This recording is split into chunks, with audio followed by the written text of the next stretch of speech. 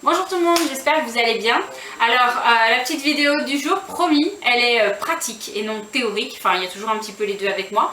Et ça va être un petit peu du comportement, mais on va pas pousser dans l'exercice comportemental. C'est une cliente qui m'a demandé en fait comment faire pour faire descendre le chien du lit ou du canapé parce que le chien commence à grogner contre le mari. Peut-être il n'avait pas fait la vaisselle, qui sait. C'est mon petit côté féministe. L'objectif ici est plus de vous montrer une technique pour faire descendre sans que le chien fasse de mauvaises associations, mais n'a pas pour but de travailler ici la protection de ressources. Alors en l'occurrence, dans ce cas-là, la ressource n'est pas le lit ou le canapé, la ressource est l'humaine. Ça peut vous arriver également à la maison, vous pouvez avoir cette problématique, ou notamment si votre femme, messieurs, est enceinte, certains chiens commencent à développer ce type de comportement. Donc ne le prenez pas contre vous, d'accord, parce que ça n'a rien à voir. Et d'une certaine façon, c'est pas vraiment comportemental. Dans tous les cas, si votre chien a ce type de problématique, fait ce type de comportement parce qu'il a ce type d'émotion, et vous remarquez qu'à chaque fois je dis ce type parce que c'est pas parce que votre chien fait pareil que la même émotion est derrière, d'accord. L'émotion appartient à chaque individu et ce n'est pas toujours forcément la même, donc vous devez impérativement faire appel à des professionnels formés, bien évidemment. Quand j'entends former, c'est pas des professionnels qui ont fait 3 jours de CCAD ou d'ACACED, c'est la même chose, hein. C'est juste que c'est le même, c'est un terme plus moderne, ACACED. Mais voilà, c'est pas en 3 jours qu'on se forme, on se forme avec des années, on se forme avec d'autres professionnels qui eux-mêmes se sont formés pendant des années.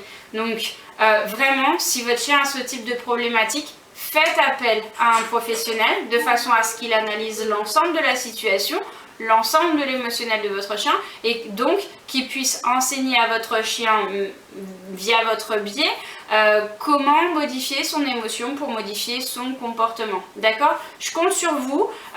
Essayez de ne pas faire cet exercice par les enfants sauf si vous êtes à côté et j'ai bien dit, ce n'est pas ici un entraînement, c'est une solution de dépannage. D'accord? Donc c'est la solution de dépannage pour faire descendre le chien, mais vous devez faire appel à un professionnel pour travailler cette problématique. Je compte sur vous, soyez sérieux parce que le comportement, ça s'invente pas, c'est des analyses, c'est une génétique, c'est plein de choses que seuls les professionnels formés peuvent avoir une réponse positive. Et cette réponse positive, bien sûr, à ce comportement et à cette émotion, ne passe pas par la canette, ne passe pas par les coups, ne passe pas par les cris. Voilà, donc je vous souhaite un bon visionnage et j'insiste sur le fait que c'est une solution de dépannage mais pas un entraînement que vous allez voir ici. À tout de suite. Voilà, alors la situation est, on a un bout de la famille sur le canapé et le chien dessus. Donc là-dessus, je tiens à préciser que je ne vois aucun inconvénient à ce que les chiens aillent sur le canapé ou sur le lit, tant que ça ne pose pas de problématique, d'accord? Si ça pose une problématique, ben on se pose la question, quelle est la problématique? Est-ce que moi je veux que mon chien monte sur le canapé ou pas? Est-ce que mon chien est sale ou pas, etc., etc. Donc ici, c'est pas la question. Vous allez imaginer, parce que mon chien ne le fait pas, vous allez imaginer que donc, le chien grogne quand on s'approche pour aller sur le canapé. Donc comment je résous ça? Déjà, surtout pas en engueulant le chien, parce que si vous engueulez le chien, vous faites ce qu'on appelle une association négative. Non seulement vous approchez, mais en plus de ça, le chien il associe, alors déjà quand tu approches, je suis pas très à l'aise, mais en plus de ça, tu m'engueules. Donc forcément, ça joue pas, d'accord? Et on va avoir pour objectif de simplement faire descendre le chien, d'accord? Alors comment je vais faire? Je vais prendre ce que mon chien aime, friandises, balles ou autre, et je vais simplement jeter des récompenses en dehors du canapé et je vais, moi, m'asseoir également. Après, si je le souhaite, je peux reproposer à mon chien de venir monter sur le canapé, ce que là je vais éviter parce que l'objectif n'est absolument pas qu'il se fasse mal au dos.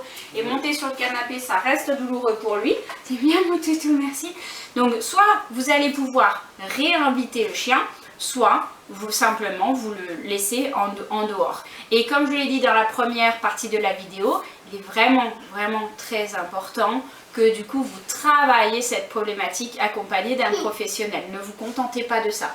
Je ne sais plus si j'ai fini ma phrase, alors dans le doute, je vais finir ma phrase ou la répéter, c'est pas grave. Donc je prends ce qu'aime mon chien.